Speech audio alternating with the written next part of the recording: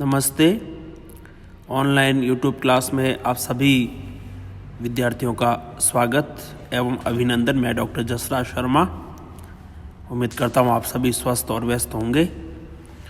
आज की कक्षा में हम कबीर पर्चा को अंग हमारा चल रहा है, उसकी शेष जो साखियाँ हैं वो लेंगे। हम लेते हैं।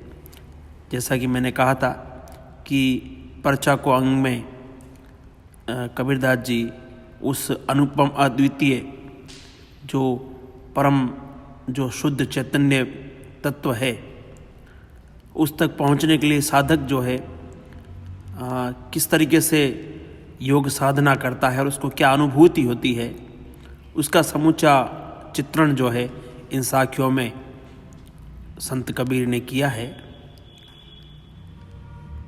अगली साखी हम अब लेते हैं। पिछली कक्षा में हमने कुछ साखियाँ ली थी पर्चा को अंग से, अब हम उसे आगे बढ़ाते हैं। सुरति समाणी वो लिखते हैं, सुरति समाणी निरति में अजपा माई जाप, लेख समाणा अलेख में यूं आपा माई आप।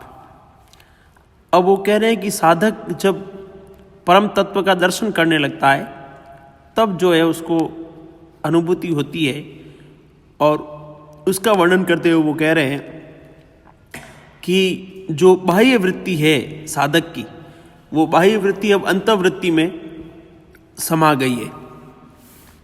सुरति का मतलब बाह्य वृत्ति है ना, और निरति मैंने जो चित्त की जो निरोधक वृत्ति होती है वो, तो बाह्य वृत्ति है वो चित्त की निरोधक वृत्ति में समा गई है।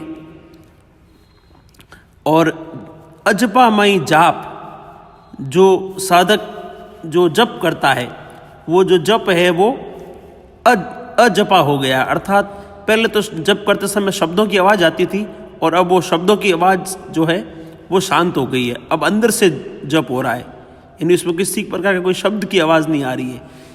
कहने का भाव ये है कि अब उसकी जो साधना है वो शब्द रहित हो गई है, शब्द से सशब्द से अशब्द हो गई है।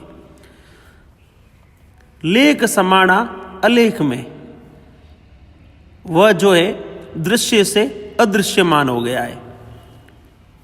यूं आपो माई आप, ठीक ऐसे ही जिस प्रकार से आत्मा परमात्मा में समा जाती है। अर्थात कबीरदास जी कहते हैं कि साधक की साधना करते करते जो है उसकी जो बाह्य वृत्तियां हैं वो निरति मैंने जो चित्त निरोधक जो वृत्तियां हैं उसमें समाहित हो गई है, और जो उसका जो जाप करने का तरीका है वो शब्द युक्त न होकर के शब्द रहित हो गया है, और वह उसकी जो साधना पद्धति है वो एकदम जो है अदृश्यमान हो गई है। और इस तरीके से वह जो जीवात्मा है वो साधना करते करते परमात्मा में लीन हो गई है, अर्थात उसने परम तत्व को प्राप्त कर लिया है। ये योग साधना परक जो है लाक्षणिक भाषा है, प्रतीकात्मक भाषा का इसमें प्रयोग हुआ है। अगला लेते हैं हम। मान सरोवर शुभ्र जल, हंसा केली कराई, मुक्ता हल मुक्ता चुगे, अब उड़ी अरतन जाई। अब यहाँ पर जो है साधक मतलब धीरे धीरे साधन की जो साधना अवस्था है वो चरमोत्कर्ष को प्राप्त हो रही है, ईश्वर प्राप्ति की ओर जा रही है, वह ईश्वर प्राप्ति की ओर उन्मुख है। इस रूप में हम आगे बढ़ रहे हैं। तो यहाँ पर वो वर्णन करते हुए कह रहे हैं, कबीरदास जी कह रहे हैं कि मन रूपी मानसरोवर क्या है, मन रूपी सरोवर है ना। मन रूपी सरोवर में जो शुभ्र जल क्या है, जो साधक है यानी जो ईश्वरीय दर्शन उसको जो है साधना करते करते ईश्वर का दर्शन हो गया है, परम तत्व का दर्शन हो गया है। तो इसलिए अब उसके मन में क्या हो गया है, उस साधक के मन रूपी सरोवर में शुभ्र जल यानी भक्ति और प्रेम का जल है ना। यहाँ शुभ्र आया भक्ति और प्रेम के लिए। तो साधना करते करते जो है ईश्वर का दर्शन होने से अब उस साधक के मन रूपी सरोवर में, है ना, मंद रूपी सरोवर में भक्ति और प्रेम रूपी जल भर गया है, जिसमें हंसा केली कराई, और जिसमें जो है जीवात्मा रूपी हंसा है वो क्रीड़ा कर रहा है, खेल रहा है, मतलब वो जो है आनंद ले रहा है ना। कौन? देखो, ईश्वर दर्शन हो जाने से साधक के मन रूपी सरोवर में भक्ति और प्रेम का जल भरा हुआ है, जल भर गया है, जिसमें जीवात्मा रूपी जो हंसा है वो केली कर रहा है, अर्थात क्रीड़ा कर रहा है। और मुक्ता हल मुक्ता चुगे, और वह जो है अनेक विभिन्न प्रकार के जो मुक्ति रूपी जो मोती है उसको वो निरंतर चुग रहा है, अर्थात मुक्तावस्था की ओर वो मुक्तावस्था को प्राप्त हो चुका है। उड़ी अनतन जाई, अब उसका अन्यत्र कहीं पर भी जाने का मन नहीं करता है। कहने का भाव यह है कि साधक अब ईश्वर दर्शन से इतना जो है वो अभिभूत हो गया है कि अब वो अन्यत्र कहीं भी जाने की ललक नहीं रखता। यहाँ पर प्रतीकात्मक भाषा है और रूपक अलंकार है। प्रतीकात्मक जैसे महान सरोवर है ना, हंसा है ना, हंसा जीवात्मा का प्रतीक है, और ये जो मुक्ता है ये मुक्ति का प्रतीक है ना। तो इस तरीके से आप व्याख्या कर सकते हैं। अगला लेते हैं, गगन गरजी अमृत चबे। ये सब देखो साधना अवस्था की स्थितियां हैं। आप और हम तो जब ये योग साधना करें तब हमको ये, क्योंकि ये अनुभव से ये चीज़ ज़्यादा समझ में आती है, और वो हम ज़्यादातर लोग कर नहीं सकते, लेकिन समझने की कोशिश हमें अवश्य करनी चाहिए। गगन गरजी अमृत चबे, कदली कवल प्रकाश, तहाँ कबीरा बंदगी, कै कोई निज दास। अब कबीरदास जी इस साखी में कह रहे हैं कि भाई जब चरमोत्कर्ष को प्राप्त हो जाते हैं, ईश्वर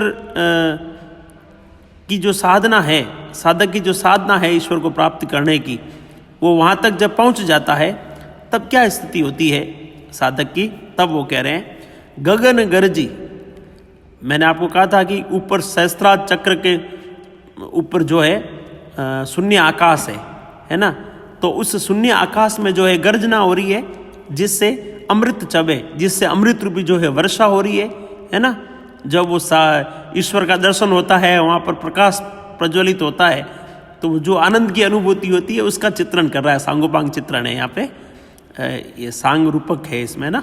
तो गगन गरजी है ना, तो शून्य आकाश में गर्जना हो रही है, और अमृत चबे, और अमृत की जो है अमृत छव रहा है, अर्थात अमृत की वर्षा हो रही है, आनंद रूपी अमृत की वर्षा हो रही है। कदली कवल प्रकाश, कदली बोलते हैं मेरुदंड को, और कवल मैंने कमल कौन सा, जो सहस्त्रार्ध कमल है जो ऊपर, जिसमें आनंद की अनुभूति होती है। तो मेरुदंड के ऊपर जो सहस्त्रार्ध कमल है उसमें जो है प्रकाश हो रहा है, अर्थात ज्ञान की जो ज्योति है वो प्रदीप्त हो रही है। ता कबीरा बंदगी, कबीरदास जी कहते हैं कि वहाँ पर जो है बैठ करके साधक है, पहुँच करके जो है वो ईश्वर की बंदगी अर्थात वंदना कर रहा है, ईश्वर की अनुभूति का आनंद प्राप्त कर रहा है। और ऐसा को निज दास, ऐसा कोई विरला व्यक्ति ही जो है कर सकता है, अर्थात हर कोई नहीं कर सकता। ठीक है ना। तो आपके रूपक अलंकार है ना, और अतिशोक्ति तो है ही इसमें, है ना। आप और हमारे लिए तो अतिशोक्ति ही है इसमें, बाकी तो साधक ही जानता है कि इसमें क्या अनुभूति होती है। अगला लेते हैं, आकाशे मुखी औंधा कुआ, पाताले पनिहारी,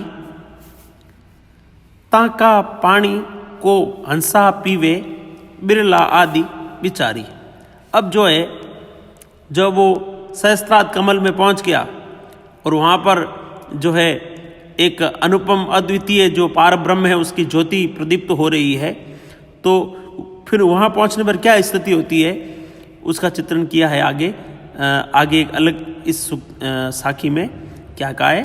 आकाशे मुखी, यानी वहाँ पर जो है ऊपर जो है वो एक ऐसा कुआं है जिसका जो मुंह है औंधा मैंने नीचे की ओर है ना, नीचे की ओर है। उस कुएं का मुख है वो नीचे की ओर है। आकाश में यानी शून्य शिखर है, उस शून्य शिखर में जो है में एक कुआं है जिसका मुख नीचे की ओर है, उल्टा है, मतलब उसका मुंह है ना। पाताले पनियार, और पाताल में जो है पनियार है ना। और ताका पानी कोई हंसा पीवे, उस जल को कोई हंसा जो है बिरली जीवात्मा है वही पीती है। और बिरला आदि विचारी, और कोई संत जन ही है जो इसका विचार कर सकते हैं।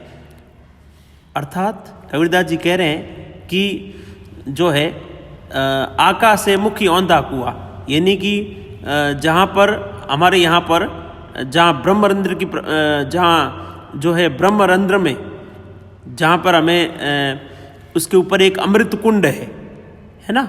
तो वो उस अमृत कुंड में जो है वो अमृत कुंड तो ऊपर है सहस्त्रार कमल के ऊपर है ना। और उस अमृत कुंड का जो मुंह है वो नीचे की ओर है। और नीचे जो है कुंडलिनी रूपी जो पणियारी है, पणियारी किसको कहा गया है? कुंडलिनी को पणियारी कहा गया है।